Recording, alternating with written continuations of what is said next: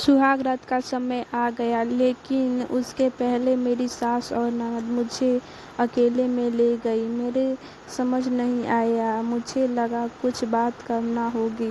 उसके चेहरे उतरे हुए और डरे हुए थे, जैसे कि कोई बात वो मुझसे करना चाहते हो। मैंने उन्हें पूछा, क्या हुआ? आप दोनों इतने डरे हुए क्यों? मेरी सास बोली, बेटा हम तुम्हें कुछ बताना चाहते हैं, लेकिन तुम यह सुनकर हिम्मत रखना। साथ ही मेरी ननद भी बोली कि अब हम जो तुम्हें बताने वाले हैं वो बात हम तीनों के बीच में ही रखना। यह बड़ा घर है, यहाँ बात फैलते ज़्यादा समय नहीं लगता, और वो बात सबके सामने आ गई तो हमारे घर की इज्जत मिट्टी में मिल जाए। अब तुम इस घर की बहू और तुम्हें इस घर का मान रखना होगा। उनकी बातें सुनकर मैं सच में थोड़ा डर गई। मुझे समझ नहीं आ रहा था कि वो लोग क्या बोलना चाहते हैं। मैंने कहा, अब बताएं मुझे क्या बात है। मेरी सास बोली कि बहू, मेरा बेटा मर्द नहीं है। उनकी यह बात सुनकर मेरे होश उड़ गए। उन्होंने कहा कि मैं जानती हूँ कि तुम सोच रही होगी कि फिर हमने तुम्हें क्यों फंसाया, लेकिन हमारी भी मजबूरी है। हम यह बात ऐसे बता नहीं सकते थे, वरना सभी को पता चल जाएगी।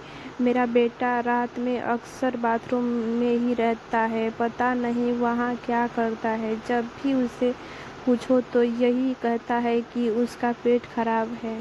कमरे में जाने के पहले अपने पति के लिए यह बातें सुनकर मुझे समझ नहीं आ रहा था कि क्या करूं। मेरी ननद कहती है कि तुम उससे बात करना, थोड़ा समय उसके साथ बिताओ, फिर उससे खुलकर बात करो। अगर कुछ हो सकता है तो हम जरूर करेंगे। हम तुम्हें अकेले नहीं छोड़ेंगे। सुहाग रात वाली रात यह सब सुनकर मैं अपने कमरे में जा रही थी।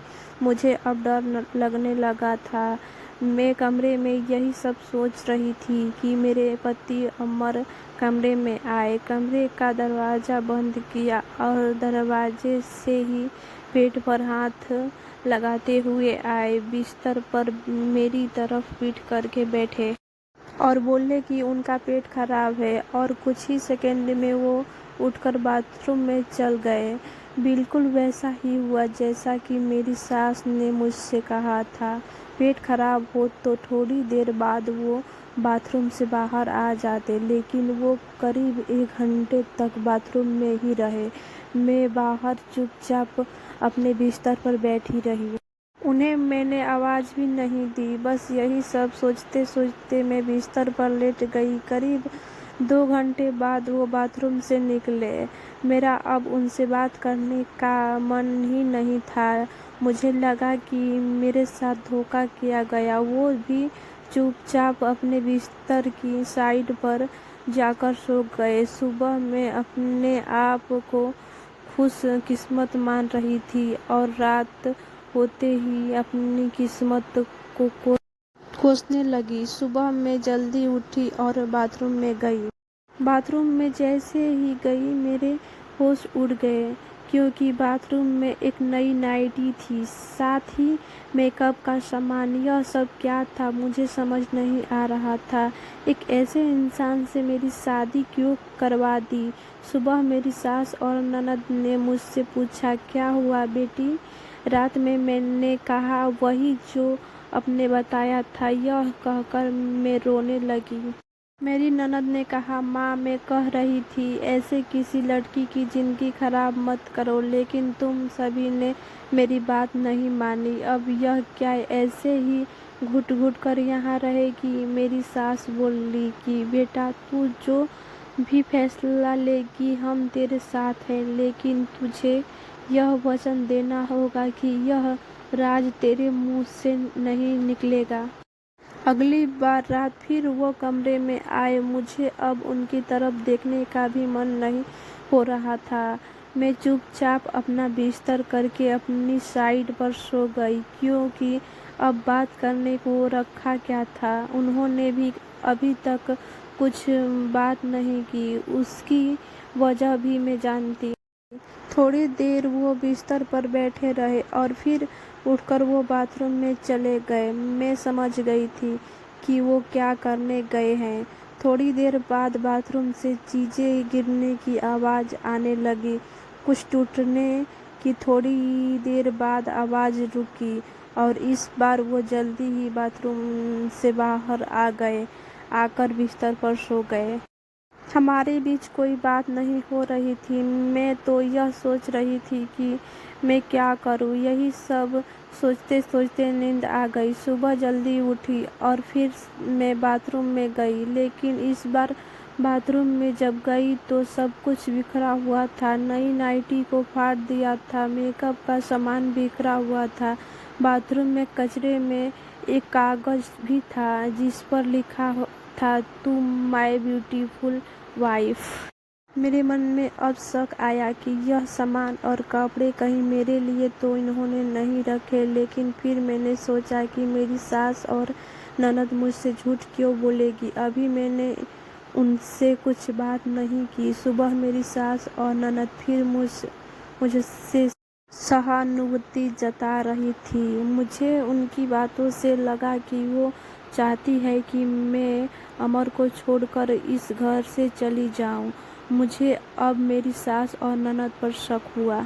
मैंने घर की पुरानी नौकरानी से बात की। मैंने बातों बातों उनसे पूछा कि अमर कैसे हैं।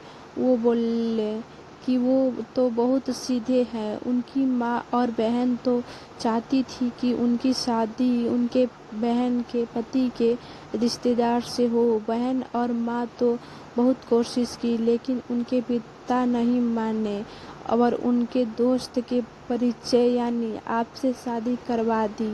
वो दोनों तो आपकी शादी के खिलाफ थे। कई दिनों तक घर में विवाद भी होता, लेकिन तुम्हारे पति अमर ने कहा कि पापा जो बोले वही करते हैं। मुझे अब पता चल गया था कि मेरी सास और ननद मुझे क्यों भगाना चाहते थे।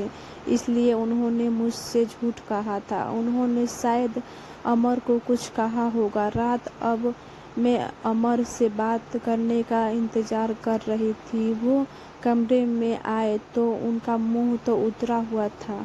यह पहली बार था जब मैं उनसे बात करने वाली थी। उनके आते ही मैंने कहा, आप मुझसे कुछ बात करना चाहते हैं?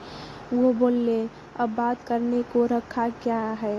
पापा का विश्वास था कि वो घर अच्छा है, इसलिए मैंने माँ और बहन की ना सुनकर तुमसे शादी की और तुमने सच छिपाया। मैंने बोला, क्या सच?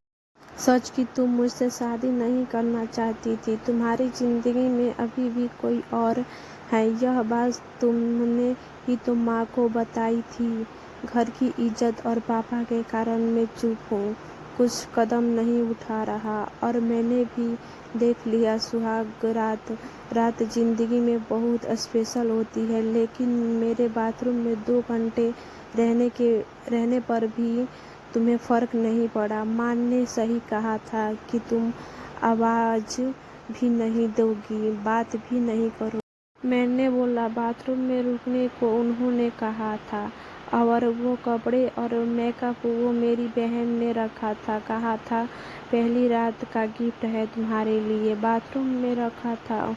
मैं उठाकर उनके पास गई और उन्हें कहा, आपको पता है उन्होंने मुझे क्या कहा? फिर मैंने उन्हें सारी बात समझाई। कहा कि वो चाहते थे हम दोनों में गलतफहमी हो और हम अलग हो जाएं, ताकि वो जो चाहते हैं वो पूरा हो जाए। उन्हें गुस्सा आया, लेकिन मैंने कहा, नहीं, अब हम इस बात को यहीं ख़त्म करेंगे और किसी को कुछ नहीं कहेंगे। उस रात मेरी सारी परेशानी और गलतफहमी दूर हो गई। वो थी मेरी सही मायने में सुहाग रात। पहली सुबह मेरी सास और ननद ने मुझसे पूछा कि मेरा क्या फैसला है, मैं क्या करने वाली हूँ। मैंने कहा कि मैं आप दोनों को माफ़ करके एक नई शुरुआत करना चाहती हूँ। आपको मुझसे कोई शिकायत नहीं होगी। मैं एक बहुत बहुत अच्छी बहू बनकर दिखाऊंगी। मेरे चेहरे पर मुस्कान देखकर उनके चेहरे उतर गए। ननद तो उसी दिन अपने घर चली गई।